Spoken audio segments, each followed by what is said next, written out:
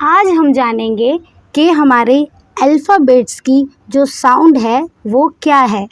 हम सब जानते हैं कि हमारे पास जो अल्फ़ाबेट्स हैं, total alphabets A to Z, वो कितनी है 26। और ये 26 अल्फ़ाबेट्स की अलग अलग साउंड है। जैसे जो हमारे पास A है उसकी साउंड क्या है, अ। अब हमारा जो B है उसकी क्या साउंड है, ब। लेकिन जो हमारा C है, अगर हम उसके साउंड की बात करें तो अगर हमारे C के साथ नेक्स्ट वर्ड A है तो वो किसकी साउंड करता है, क की, मीन्स क। ए, कै। अगर उसके ही दूसरी तरफ हमारे सी के साथ ई लगाया जाए तो वो साउंड करता है स की, मीन्स सै। तो सी के कितने केस बने, 2। अगर सी के साथ ए लगता है तो वो कै की साउंड करेगा। अगर सी के साथ ई लगता है तो वो सै की साउंड करता है। लेकिन डी के केस में ऐसा नहीं है। हम डी के साथ चाहे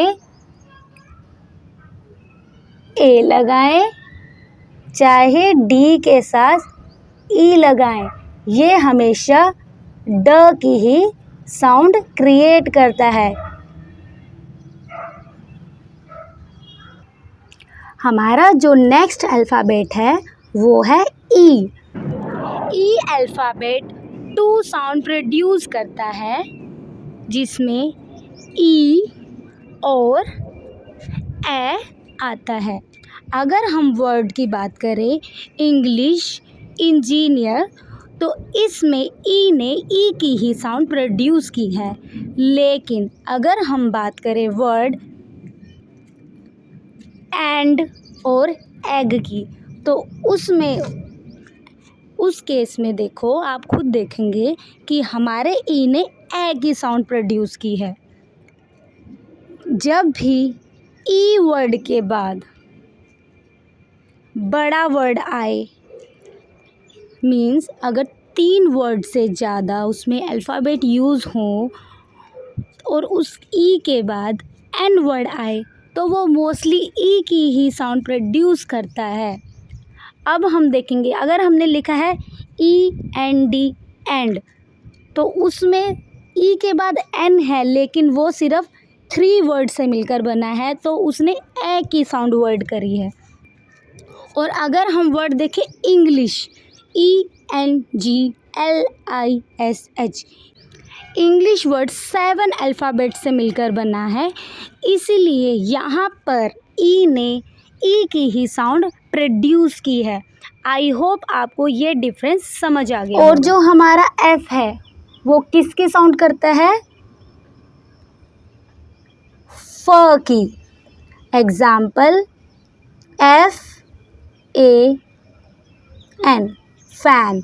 तो जो फर्स्ट अल्फ़ाबेट है उसने किसकी साउंड की है, फ की। अगर हम बात करें जी की, तो जो हमारा जी है वो साउंड करता है ग की, ग से गमला। और जो हमारा एच है वो साउंड करता है ह की। लाइक हमारा एग्जाम्पल है एच ए टी, हैट।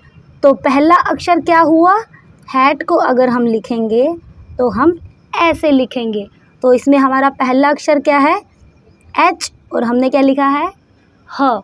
तो जो हमारा एच है वो किसकी साउंड करता है, ह की। अगर हम आई की बात करें तो आई भी एक कंफ्यूजिंग वर्ड है, जो कहीं पर ई की साउंड करता है, कहीं पर ये आई की ही साउंड करता है। तो ये मतलब हमें थोड़ा बहुत इसके लिए रट्टा भी लगाना पड़ता है। आई अगर हम लिखें ICE तो ये क्या वर्ड है? आइस। तो इसमें इसने आई ने किसकी साउंड निकाली? आई की, मीन्स आई। और अगर हम एग्जाम्पल देखें INK तो अब ये क्या वर्ड बनेगा? इंक। तो मतलब इसने यहाँ पर किसकी साउंड निकाली? ई की। तो जो हमारा आई है वो कभी आई की साउंड निकालता है और कभी ई की। तो इसको हमें थोड़ा याद करना पड़ेगा और डीप में आपको समझाने के लिए मुझको आई की और सी की एक सेपरेट वीडियो भी बनानी पड़ेगी। बट इन दोनों में से सी और आई में से सबसे ज़्यादा जो कंफ्यूजिंग है वो है आई। और कभी कभी जो हमारा ई है वो भी कंफ्यूजन क्रिएट करता है, बट जो हमारा ई है वो इतनी कंफ्यूजन नहीं क्रिएट करता जितनी आई क्रिएट करता है। चलो हम देरी ना करते हुए हम आते हैं जे पे। जे हमारा साउंड करता है ज की। ये बिल्कुल भी कंफ्यूजिंग नहीं है, ये सिर्फ ज की ही साउंड करता है। अगर हम देखें JAM जैम, इसमें कोई कंफ्यूजन ही नहीं है ही नहीं। अगर हम जैम को लिखना चाहेंगे तो हम ऐसे लिखेंगे। और देखो जो हमारा पहला वर्ड है वो क्या है? ज से जग। और मैंने अभी क्या बताया है? जे की साउंड क्या होती है? ज। अब अगर हम बात करें के की तो के हमारा साउंड करता है क की। मीन्स अगर हम बात करें KING तो ये क्या बनेगा? किंग। तो जो हमारा पहला अक्षर है वो क्या बना है? क। और आई ने किसकी साउंड निकाली है? ई की। तभी ये क ई क्या बना? की। क। तो हमें पता चल गया है जो के है हमारी किसकी साउंड निकालता है? क की।